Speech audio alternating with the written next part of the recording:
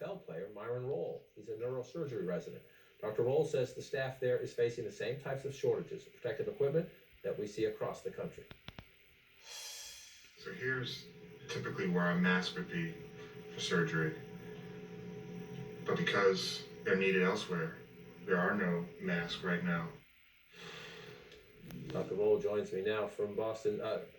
Dr. Rolle, okay, let me ask you, after seeing that video on the empty shelf, if you listen to the White House team here in Washington, they say the supply line is now open, things are getting better, everything is shipping by the pallet to where it is needed. Is that your experience on the ground today? Is it there yet?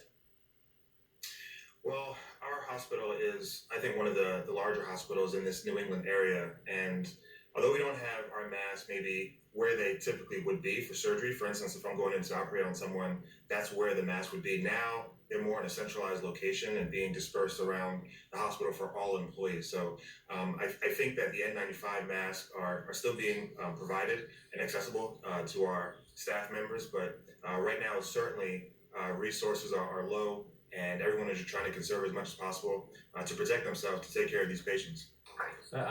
Part of the uniqueness of this challenge is people like yourself, to use a sports metaphor, playing out a position. You're a neurosurgery resident now helping in the fight against the coronavirus. Tell me what that's like. You know, I played football my whole life, and one thing that football taught me was to be able to adjust and adapt, especially when there's something on the field that you didn't anticipate, you didn't prepare for. And I don't think we all anticipated or prepared for the number of patients that are coming in, the influx, the severity of this disease, how infectious it is. It's novel, and it's taking a creative and multidisciplinary approach to try to fix it and mitigate it. And so we as neurosurgery residents, our attendings, our staff, we're being recruited to even help in the Surge Clinic, which is a hospital within a hospital at Mass General that kind of triages and mans this clinic to help patients who are coming out the street with symptoms and COVID-19. So we're being team players and doing the best we can.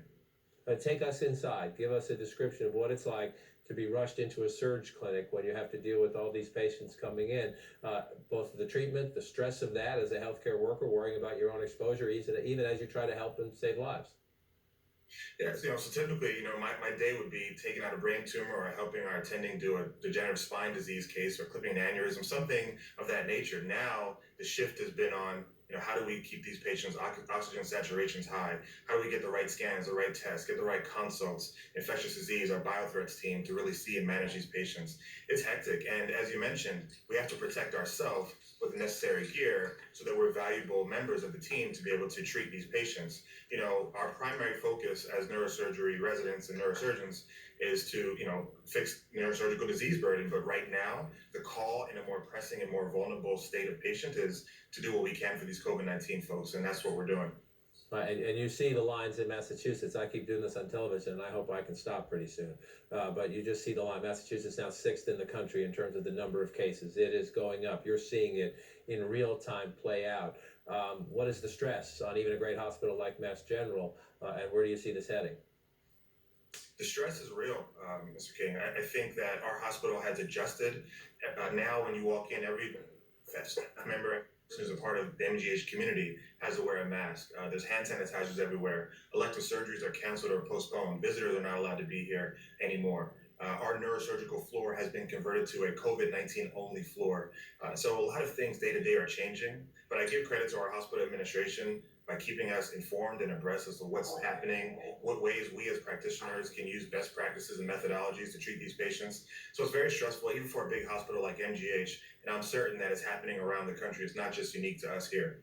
And what are the challenges of that? You're turning place everywhere around the country. People are turning places in the hospital that were designed. Some of them are waiting areas. They're now treatment areas. You mentioned neurosurgery areas, now COVID-19 areas. It is fantastic that people are showing the flexibility to respond to the challenge. But with that comes significant challenges, both in terms of maybe there's no equipment in a waiting area. Now it's a hospital bed. There's very different equipment in neurosurgery. Now you have to deal with COVID-19. How do you get through all that? It's very difficult. It's retraining actually some of the nurse practitioners, nurses, and even the doctors on how to manage these patients and what to do. Like I said, on a day-to-day basis, I can open up, a skull and take out a brain tumor and things like that. But for this aspect of medicine, it's certainly much different. And I will say this too: the patients who were waiting on the wait list for a neurosurgery procedure now have to sort of be pushed back even further, and they're dealing with symptoms because of their nurse.